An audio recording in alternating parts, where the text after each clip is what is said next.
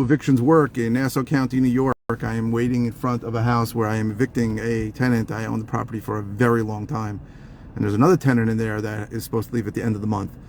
So let's go through the eviction process. When things were normal, which seems like 10 years ago, it was only 3 years ago, took about 3-4 months to get an eviction done. And the way an eviction works is you have to give the occupant notice. And that changed really right before COVID also, where very often if they're there for, I think, more than 2 years, you have to give them 90 days notice, so it's going to take more. And then when that notice ends, then you go and get a court date. And you get a court date. Oh, my tools are out there. I hope they don't lose it. Let me take it. You get a court date, and then the tenant shows up, and you may or may have to go through a trial with him or not.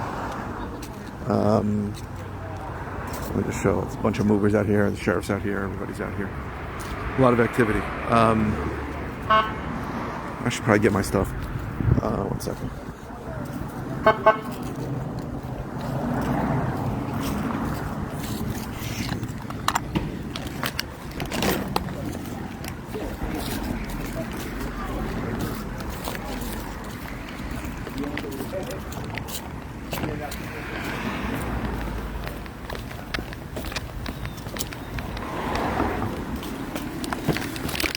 Okay, so if the tenant doesn't show up, then you may get a default judgment. Once you get a judgment for an eviction, then you gotta have the sheriff come, and the sheriff comes.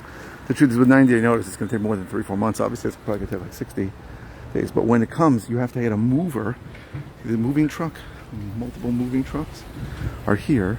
They come, and you gotta pay them to basically take all the stuff out and store it for 30 days. It's a little bit of a bullshit expense, but it's what it is. So that's the situation. You got to pay the sheriff, you got to pay your attorney, you got to pay court fees, and then you got to pay mover. Mover is the most expensive part of the whole thing. Which is if the tenant leaves when they get a 10-day notice from the sheriff, which happens a lot,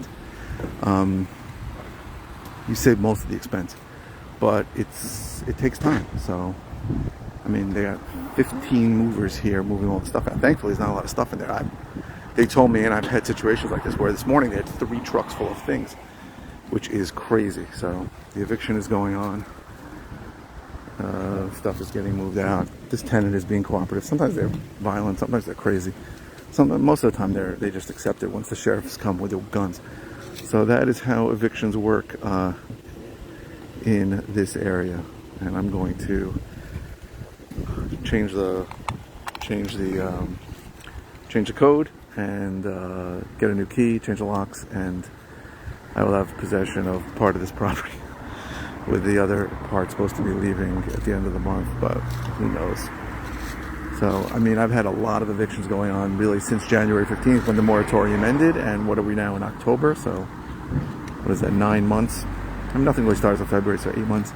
I just had something vacated yesterday. I'm going to maybe do another video from there. What happens when somebody vacates a property? What do you got to do? I should take a video. I had another property just got vacant yesterday, so we got a bunch of vacant properties now, which is good. And hopefully,